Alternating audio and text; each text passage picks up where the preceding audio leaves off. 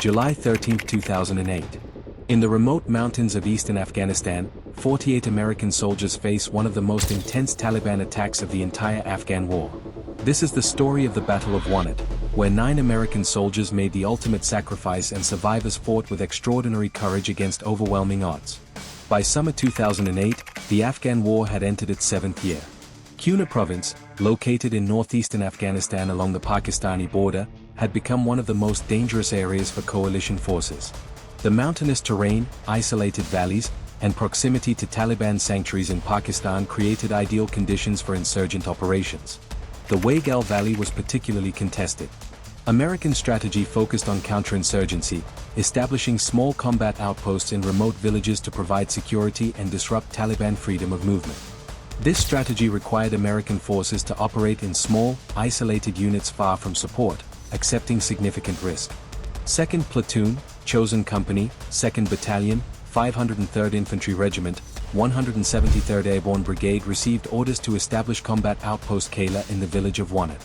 The mission was straightforward: move into Wanat, establish defensive positions, and provide security for reconstruction projects. 2nd Platoon consisted of 48 soldiers under 1st Lieutenant Jonathan Brostrom.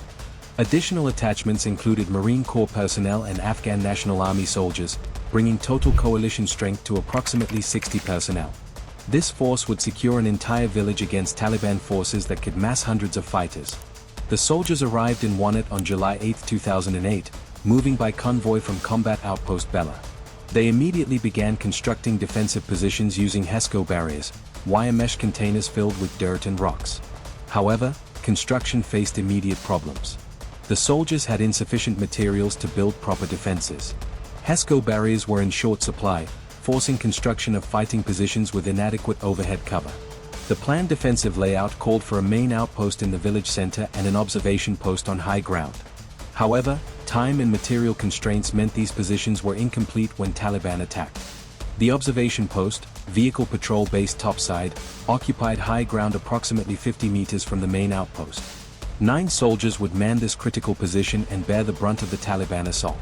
As 2nd Platoon established Combat Outpost Kahler, intelligence reports indicated significant Taliban activity. Local Afghan sources reported Taliban commanders were planning an attack. Intercepted radio communications suggested Taliban forces were moving fighters into the area and conducting reconnaissance of American positions. These warnings were passed to leadership, but soldiers had little choice except to continue their mission and improve defenses as quickly as possible. The 9 soldiers at Vehicle Patrol Base topside were 1st Lieutenant Jonathan Brostrom, Sergeant Israel Garcia, Corporal Jonathan Ayers, Corporal Jason Boga, Corporal Matthew Phillips, Corporal Pruitt Rainey, Corporal Gunos Willing, Specialist Sergio Abad, and Corporal Jason Hovater. Their position consisted of a low stone wall supplemented with sandbags and HESCO barriers. The position included a truck-mounted tow missile system providing heavy firepower but also making the observation post a priority Taliban target. The main outpost housed remaining platoon members and the command post. Soldiers had constructed fighting positions around the perimeter, but many lacked overhead cover protecting against plunging fire from surrounding high ground. The outpost's location in low ground meant Taliban fighters occupying surrounding heights would have significant tactical advantage. On the evening of July 12, soldiers observed suspicious activity. Local Afghan civilians who had been present during the day disappeared as darkness fell. Afghan children playing near American positions vanished. These indicators suggested local civilians knew something was about to happen. American soldiers increased security posture and prepared for possible attack, but the night passed without incident. At approximately 4:20 a.m. on July 13, as dawn approached, Taliban forces launched their assault. The attack began with massive rocket-propelled grenade barrages, heavy machine gun fire, and small arms fire from multiple directions simultaneously. Taliban had positioned fighters in buildings throughout the village, on surrounding high ground, and in covered positions providing excellent fields of fire onto American positions. The volume of fire was immediately overwhelming. Taliban fighters, estimated at 150 to 200 combatants, opened fire from positions carefully prepared during previous days. The Taliban achieved complete surprise regarding timing and ferocity. Within seconds, American positions took fire from all directions in a coordinated attack demonstrating sophisticated planning.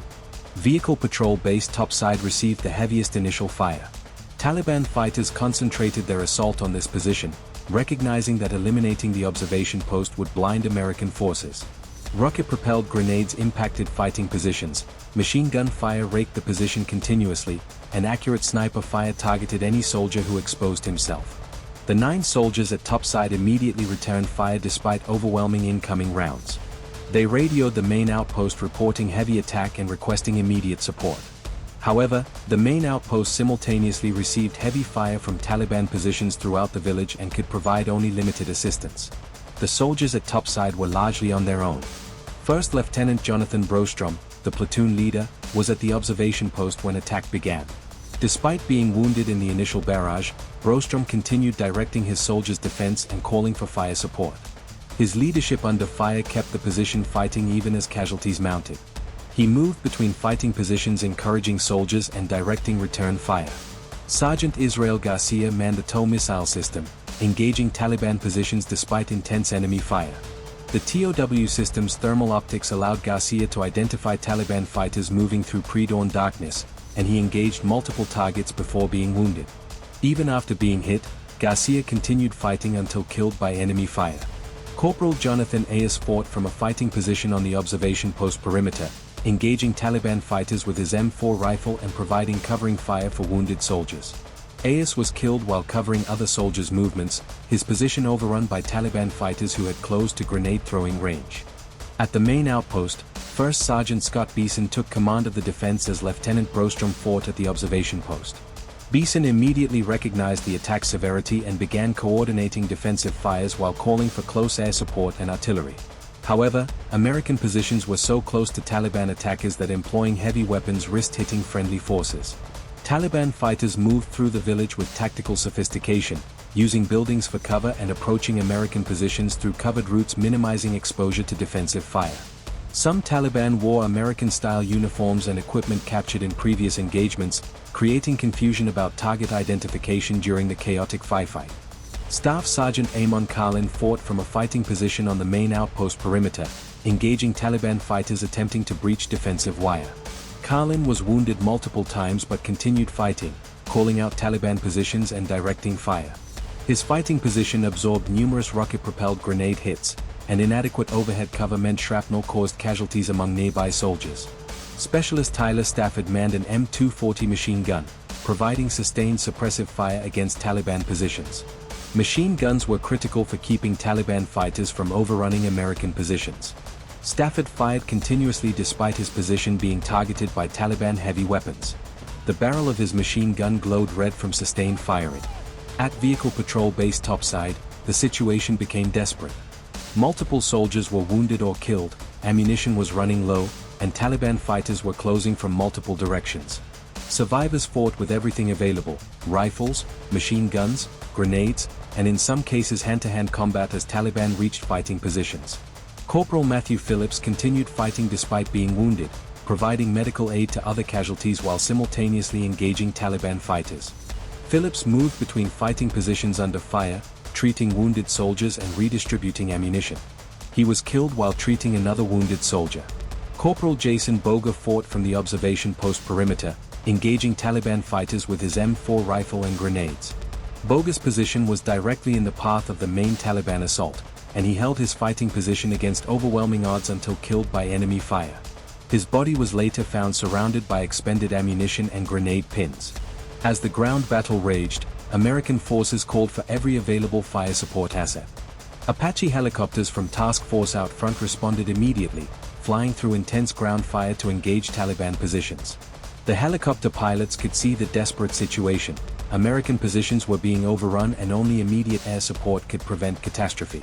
The Apache pilots began engaging Taliban fighters with 30mm cannon fire and Hydra rockets, walking fires dangerously close to friendly positions to hit Taliban fighters within meters of American defenses. The risk of fratricide was enormous, but the alternative was allowing positions to be overrun. Apache crews made multiple gun runs, taking ground fire hits but continuing attacks until ammunition was exhausted.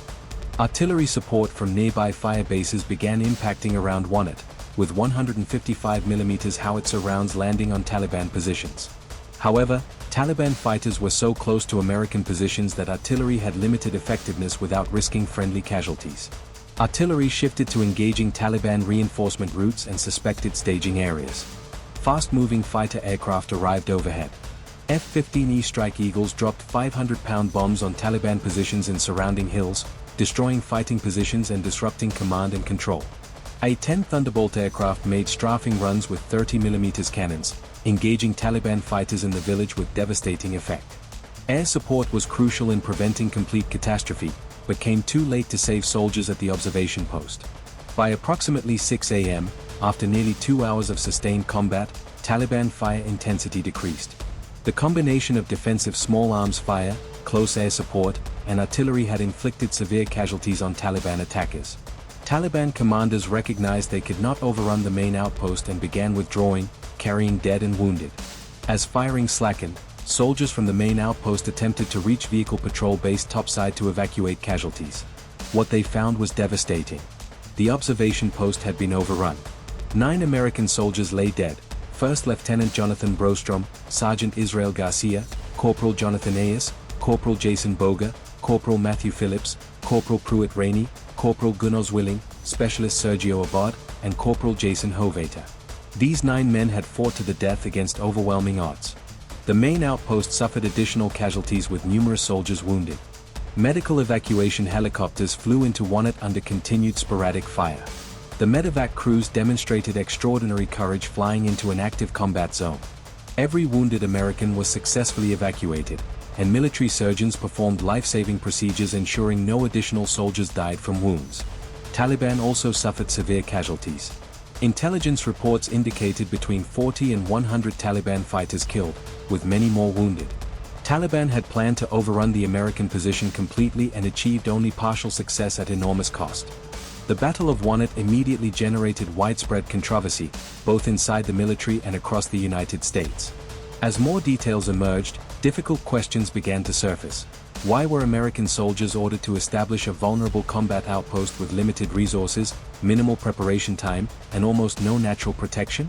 Families of the fallen demanded answers, determined to understand why their loved ones had been placed in such a dangerous position. In response, the Army launched multiple investigations examining every layer of responsibility, from tactical decisions made on the ground to the strategic directives guiding the mission. Analysts reviewed resource allocation, intelligence assessments, and whether commanders had accurately evaluated the risks. Senior officers like Colonel Charles Praisler and Lieutenant Colonel William Ostlund came under intense scrutiny. 4 months, the possibility of disciplinary action or even court-martial loomed over them. But after extensive reviews, the Army concluded that while mistakes had occurred, the officers' actions did not warrant criminal charges. This outcome only fueled more debate, especially among families and former soldiers who felt the decisions leading up to the battle had been deeply flawed. The investigations revealed something deeper than individual mistakes. They exposed systemic issues within the wider counterinsurgency strategy.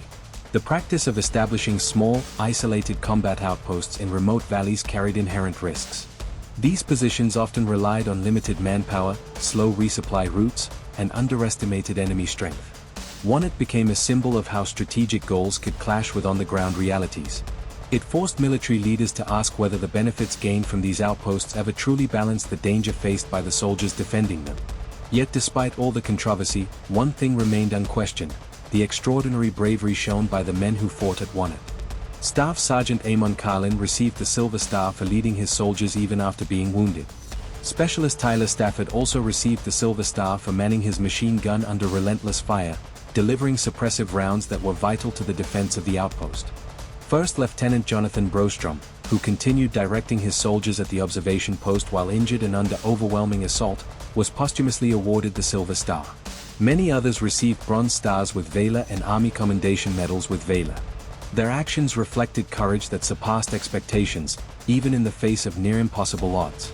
The Battle of Wanat stands as one of the Afghan War's bloodiest and most fiercely debated engagements.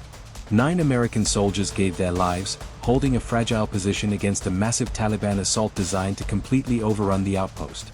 Their sacrifice prevented an even greater tragedy, and their courage under fire became a lasting testament to the strength of soldiers placed in the harshest situations. Beyond its tactical lessons, Wanat forced the United States to confront uncomfortable questions about its overall strategy in Afghanistan. Counterinsurgency required constant presence and small forward positions, but the human cost of such exposure often outweighed the gains. The debate over risk, strategy, and responsibility continues long after the guns of Wanat fell silent. For the survivors, the battle left deep physical wounds and even deeper emotional ones.